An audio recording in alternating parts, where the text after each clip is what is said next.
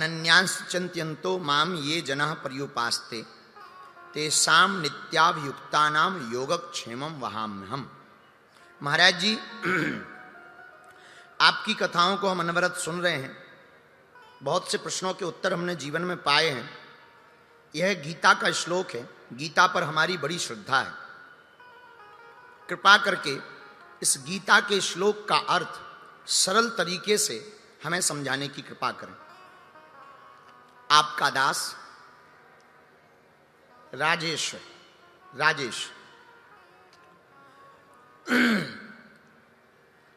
पहली बात तो हम आपको बहुत स्पष्ट रूप से राजेश जी बोलें कि आप भाग्यशाली हो कि आप गीता जी पर भरोसा कर रहे हैं और पढ़ भी रहे हैं। आपने पत्र में बहुत सी चीजें लिखी कि हम इतने सालों से पढ़ रहे हैं, बहुत अनुभूतियां हुई आपको। हमने तो सीधा सा आपका प्रश्न पढ़ा है। अच्छी बात, गीता पढ़ना भी चाहिए। देखो, 3 ग्रंथ ऐसे हैं, तीनों के महत्व अलग अलग। गीता योग का विषय, भागवत वियोग का विषय, रामचरितमानस संयोग का विषय। आपको योग समझना है तो गीता पढ़ो, वियोग के विरह को समझना है तो भागवत पढ़ो, पर संयोग को जानना है तो रामचरितमानस को पढ़ो। बल्कि बहुत अच्छी बात है कि तुम गीता की सुन रहे हो। एक हमारा चेला था मुंबई में, तो हमने कहा क्या कर रहे हो? बोले गीता का उपदेश सुनते हैं। हमने कहा कितने सालों से? बोले 35 साल से। हमने कहा बहुत अच्छी बात है, लेकिन एक बात बताओ, ठटरी के बारे तुम सुधरे नहीं आज तक। 35 साल से गीता का उपदेश सुन रहे, फिर भी तुम सुधरे नहीं। बोले गुरुजी तुम भगवत गीता समझ रहे क्या? हमने कहा हाँ। बोले नहीं, हमारी घरवाली का नाम गीता है।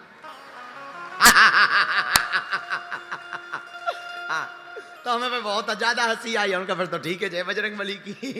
तो कुछ लोग तो घरवाली के भी उपदेश को ही गीता का उपदेश बोलते हैं। पर आपने ठीक किया कि प्रश्न में उल्लेख कर दिया श्लोक के बारे में, तो हम समझ गए कि गीता के ही श्लोक के बारे में आपने कहा है।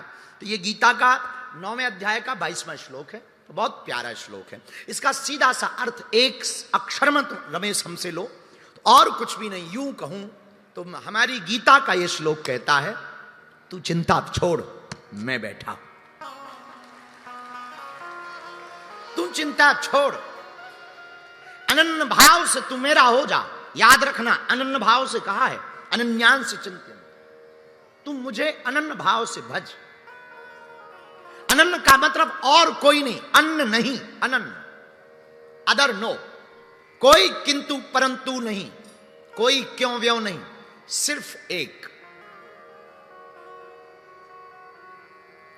वृंदावन में 2 ब्राह्मण बैठे थे यमुना के किनारे। तो पंडित जी, ब्रजवासी तो ब्रजवासी होते हैं, बड़े पहुंचे हुए होते हैं। ब्रजवासी तो वो तो कहते हैं ठाकुर जी से कि अपना तो चक्कर चल रहा है। ब्रजवासी तो ब्रजवासी ही हैं। और हमारे पूज्य श्री मुलुक पीठ वाले महात्मा जी कहते हैं, पूज्य महाराज जी कहते हैं कि ब्रजवासी साक्षात ठाकुर जी के सखा है। वर्तमान ब्रजवासी भी ठाकुर जी के सखा है। तो वो बेचारे 2 ब्रजवासी बड़े फक्कड़ जमुना के किनारे बैठे। किसी ने कहा महाराज हमारा संकल्प पढ़ दो। संकल्प पढ़ने के लिए एक ब्रजवासी भांग छान के बैठा था, एकदम मजे में, आंखें लाल, राधे राधे। तो संकल्प पढ़ा। संकल्प में आचार्य जब संकल्प पढ़ते हैं तो यथा समय स्थिति मास का विवरण भी करते हैं। अमुक वासान वितायाम, अमुक मासे, अमुक तिथौ, अमुक वासरे, इसका वर्णन करते हैं कि ये महीना चल रहा है, ये पक्ष चल रहा है। तो उन्होंने कहा कृष्ण पक्षे चैत्र मासे, कृष्ण पक्षे द्वादश तिथियाम। तो बगल में बैठे हुए पंडित जी बोले पागल है क्या, शुक्ल पक्ष चल रहा है, कृष्ण पक्ष क्यों बोल रहा है? अरे बोले तुम्हारा चलता होगा शुक्ल, वृंदावन में तो कृष्ण ही पक्ष चलता है अपना। अब आप इसको मानोगे कि ये गलत है, पर हमारा सिद्धांत ये कहता है रमेश जी, इसी को अनन्य भाव कहते हैं। अनन्य भाव, द्वितीयो नास्ति। मीरा को तो कृष्ण के अलावा कुछ दिखाई ही नहीं पड़ता। हमने पहले ही दिन ही कहा था, न जाने कौन सा ममीरा लगाती थी मीरा, जहां देखती थी सिर्फ कृष्ण दिखाई देता था। ये अनन्य है। ये श्लोक का अर्थ है रमेश। तुमने पूछा सरलता से समझाओ, तो रमेश जी एक बात समझ लो इस श्लोक की। इसमें गीताकार भगवान विराट स्वरूप में कृष्ण पार्थ अर्जुन को एक बात कहना चाह रहे हैं कि तू एक बात समझ ले, केवल मेरा हो जा, बाकी तेरा सब कुछ मेरा हो जाएगा। और हां, आप प्राप्ति की जा सकती है, कोई प्राप्त नहीं है वस्तु पुरुषार्थ के बल पर, प्रसाद के बल पर पाया जा सकता। आप प्राप्ति पुरुषार्थ के बल पर की जा सकती है, लेकिन लाखों लोग पूरी दुनिया में ऐसे हैं जिनके पास है तो पर सुरक्षित नहीं। तुम्हें पद मिल जाए, हम अभी पीछे चाय पी रहे थे बस में, क्योंकि गाड़ी में हम सो गए, तो त्रिपाठी जी को हमने कहा कि हम चाय पी लेंगे तो कथा में थोड़ा सा इंजन गर्म रहेगा, तो हमने कहा जरा चाय पी जाए। तो हम उतरे, हमारे तब तक आपका भी हम इंतजार करते रहे कि आप पीछे से आएंगे, तो हम उनका चलो तब तक चाय पी लेते हैं। तो चाय पीने जैसे ही बैठे, तो जैसे ही चाय पीने हम बैठे तो हम बोल रहे थे किसी सज्जन को, हमारे मध्य प्रदेश के, हमारी बहुत ही प्रिय महाकाल के बहुत अच्छे भगत, वहाँ के मध्य प्रदेश के मिनिस्टर हैं वर्तमान में, पर सनातन संस्कृति को लेकर के बहुत चलते हैं। आज जब आए भी हैं तो धोती पहन करके आए, तो हमें बहुत मन ही मन में खुशी हुई कि जब नेता धोती पहन के चलने लगे तो समझ जाना हिंदुत्व का जलवा चल रहा है। तो वो धोती पहन कर आए, तो वो हमारे बगल साइड में बैठे थे, महंत पूज्य श्री राजूदास जी भी बैठे थे। तो हम बात कर रहे थे, तब एक बात हमने चाय पीते पीते बोली। हमने कहा बुरा ना मानना, एक बात कहूं, बड़ा बनना बड़ी बात नहीं है, बड़े बन करके बड़े बने रहना बहुत बड़ी बात है। पा लेना कोई बड़ी बात थोड़ी है, आपको पद मिल जाए ये कोई बड़ी बात थोड़ी। योजना से, षड्यंत्र से, पैसा से, साठ-गांठ से या चीटिंग करके आप पद पा सकते हो, पर पद टिका रहे ये भगवान की कृपा है। आपका स्वभाव ऐसा हो कि जो आपने पाया है वो टिका रहे। तो गीता का श्लोक रमेश ये कह रहा है कि तू पहले तो अनन्य भाव से मुझे भज, भगवान ऐसा कह रहे, पर बाद में कह रहे योगत क्षेमम वहां में हम। दूसरी बात बहुत ऊंची भगवान कृष्ण ने कही, सुन, तुझे जो भी मिलेगा उसकी सुरक्षा की गारंटी तेरी नहीं है, मेरी है, वो बना रहेगा। क्षेम करूंगा, बचा के रखूंगा। मेरे पागलो, रमेश जी आपने पूछा है अनन्य भक्ति का अर्थ क्या है। अनन्य का मतलब ही यही है, जिस श्लोक पर आपने वार्ता की कि ठाकुर जी की अगर शरणागति आप ले लोगे तो चिंता आपको नहीं करनी पड़ेगी, चिंता आपकी गोविंद स्वयं करेंगे। आहा, रामायण का एक प्रसंग है तो आपको समझ में आ जाएगी बात। रमेश जी, जटायु जी के पंख कट गए, रावण ने काट दिए। रावण से लड़ने गए थे तो जटायु जी का पंख काट दिया छल करके, अब वो गिर गए। जब गिरे तो काऊ को घाव हो गए महाराज, और अगर रेत लग जाए और रेत के कण अगर लग जाए घाव में और वो सूख जाए तो ज्यादा दर्द करे। एक तो वैसे ही पंख कट गए, ऊपर से जमीन में गिरे तो रेत लग गई, रेत के कण लग गए और तपती दोपहरी थी सो सूख गए। तो बड़ा असहनीय दर्द होने लगा श्री जटायु जी को, आंखों में आंसू, दोनों पैर ऊपर किए जटायु जी पड़े रो रहे, राम राम राम राम राम राम राम राम राम राम राम। किसी ने कहा दर्द हो रहा है इसलिए रो रहे हो? जटायु जी बोले दर्द हो रहा है इसलिए नहीं रो रहे हैं, हम इसलिए रो रहे हैं कि इन आंखों से जीते जी रघुनाथ जी के दर्शन नहीं कर पाए। अगर दर्शन हो जाए तो हमारा जीवन सार्थक हो जाता।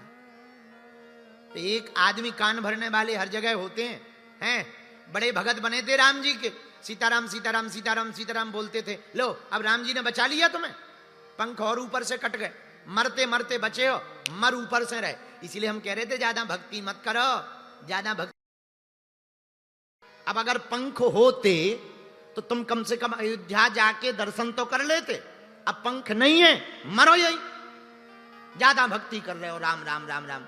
ज्यादा भक्ति अच्छी भी नहीं होती, ये बाबा बैरागियों के चक्कर में ना पड़ो, ये सब बेफिजूली की बातें हैं। अच्छा कोई और होता तो इतने में ही कहता कि सही कह रहे, पर धन्य है श्री जटायु जी, इनकी भक्ति से सीखना चाहिए। जटायु जी बोले भैया चुप रहे, भला हुआ जो हमारे पंख कट गए। आदमी चौंक गया, भला हुआ? बोले हाँ। बोले भला हुआ जो हमारे पंख कट गए। बोले क्यों? जटायु जी बोले भैया पंख होते तो हमें उड़कर अयोध्या जाना पड़ता, अब पंख नहीं है तो राम जी को चलकर हमारे पास आना पड़ेगा। अब हमारी जिम्मेदारी खत्म है, अब भगवान की जिम्मेदारी है। और भगवान स्वयं चलकर श्री जटायु जी के पास गए। और जो सुख राम जी ने अपने पिता दशरथ को नहीं दिया, वो जटायु जी को दिया। हाँ, पिता दशरथ जी शांत हो गए, पर राम जी वापस जाकर के अंत्येष्टि क्रिया नहीं की ना, पर जटायु जी की अंत्येष्टि किया राम जी ने अपने हाथों से की। जो सुख दशरथ जी को नहीं मिला वो जटायु जी को मिला। तो जटायु जी को जब भगवान ने गोद में रखा तो बड़ा दुख हो रहा है, तो हाथ फेरा, बोले और बताओ क्या चाहते हो? जटायु जी बोले अब हमने क्या नहीं पा लिया। बोले क्यों? बोले हमने सब पा लिया। भगवान फिर भी बोले नहीं नहीं नहीं, सब पा तो लिया, फिर भी कुछ मांग लो।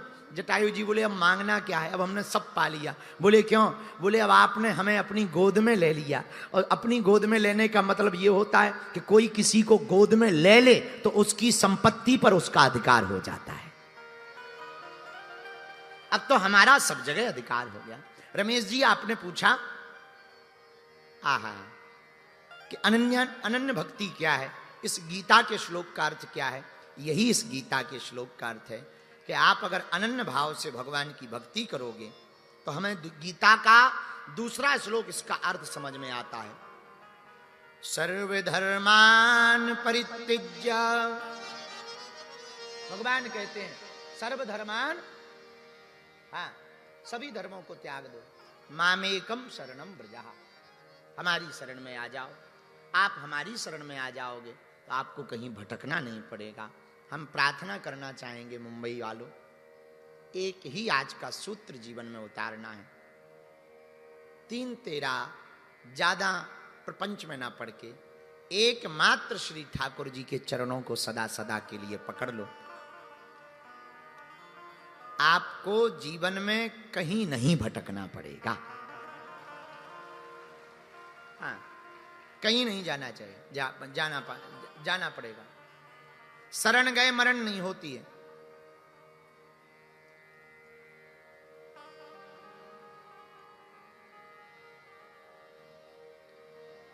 अच्छा, अनन्य पे एक बात और याद आई। वृंदावन में एक महात्मा जी थे, अनन्य भक्त थे ठाकुर जी के। उनसे कोई पूछे किसके भगत हो? बोले हम तो अनन्य के भक्त हैं, एक ही जानते हैं ठाकुर जी, अन्य को नहीं जानते, केवल ठाकुर जी को मानते हैं और किसी को नहीं मानते। तो एक गांव का सीधा साधा आदमी था, उसने पूछा महात्मा जी कौन सी भक्ति करते हो? बोले हम तो ठाकुर जी की अनन्य की भक्ति करते हैं। तो महात्मा ने उस भोले भाले आदमी से पूछा तुम किसकी भक्ति करते हो? बोले आप अनन्य की भक्ति करते हो तो हम फनन्य की भक्ति करते हैं, फनन्य की। तो महात्मा हंस गए, बोले हम तो अनन्य की जानते हैं कि ठाकुर जी को ही मानते, बाकी किसी को नहीं मानते, पर ये फनन्य कौन है? बोले आप तो यही जानते कि कृष्ण के अलावा भी कोई और है, हम तो कोई और जानते भी नहीं है कि कृष्ण के अलावा कोई और है, ये फनन्य की भक्ति है। आप अगर अनन्य को भक्ति करते तो हम फनन्य की भक्ति करते। बस यही भक्ति जीवन में उतर जाए तो रमेश जी जो आपने श्लोक दिया है, अनन्यांश चिंत्यन्तो माम ये जना पर्युपास्ते तेसाम नित्याभियुक्तानाम योगक्षेमम वहाम्यहम्। तो भगवान श्री ठाकुर जी की शरणागति अगर आप अनन्य भाव से लोगे तो भगवान कृष्ण कहते हैं कि आपको फिर आपकी चिंता नहीं करनी पड़ेगी, आपकी चिंता फिर हमारी हो जाएगी।